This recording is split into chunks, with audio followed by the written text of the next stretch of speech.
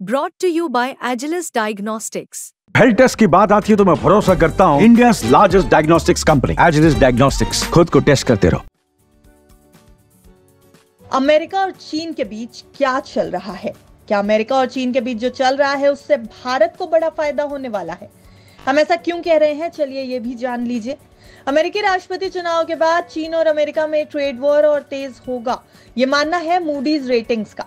Moody's के मुताबिक America द्वारा चीन पर स्ट्रैटेजिक सेक्टर में निवेश के लिए प्रतिबंध बढ़ाने के चलते ग्लोबल कंपनीज चीन पर से अपनी डिपेंडेंसी कम कर रही हैं। इससे भारत और आसियान देशों को बड़ा फायदा मिल सकता है और चीन को इससे दो तरफा नुकसान होगा।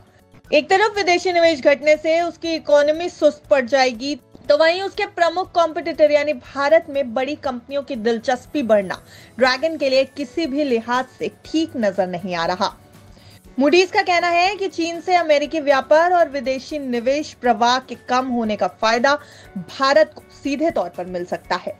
मूडीज ने कहा कि भारत और आसियान देशों को इस बदलाव से बड़ा लाभ होने की उम्मीद है, लेकिन अमेरिका के और ज्यादा रिस्ट्रिक्शंस लगाने के कारण चीन के एक्सपोर्ट और जीडीपी ग्रोथ को धीमा होते देखा जा सकता है। तो इसका असर एशिया प्रशांत यानी एपैक क्षेत्र की उन अर्थव्यवस्थाओं पर भी पड़ेगा जो चीन पर काफी डिपेंडेंट हैं। चीन के computer, electronic products, electric products और रासायनिक उत्पाद जैसे क्षेत्र जो अमेरिकी बाजार पर निर्भर हैं, वो ज्यादा प्रभावित होंगे। वहीं भारत और दक्षिण पूर्व एशिया के कंप्यूटर, इलेक्ट्रॉनिक्स और टेक्सटाइल सेक्टर को नए विकास के अवसर मिल सकते हैं।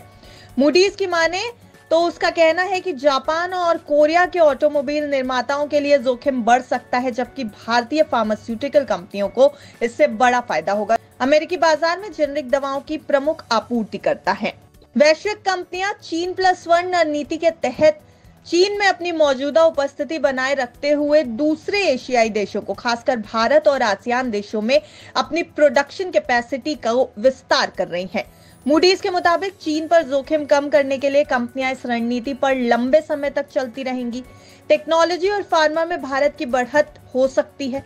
मूडीज का यह कहना है कि कंज्यूमर इलेक्ट्रॉनिक्स के क्षेत्र में वियतनाम और भारत को फायदा मिलेगा, क्योंकि कई कंपनियां चीन से हटकर भारत में निवेश करने लगी हैं। एप्पल के प्रोडक्ट्स के निर्माण में भी बदलाव दिखने लगा है। टाटा इलेक्ट्रॉनिक्स द्वारा विस्ट्रॉन का अधिग्रहण और फॉक्सकॉन जैसी कंपनियों की उत्पादन यूनिट्स भारत में आईफोन के मॉडल बना रही हैं, जो इस बदलाव का एक बड़ा उदाहरण है।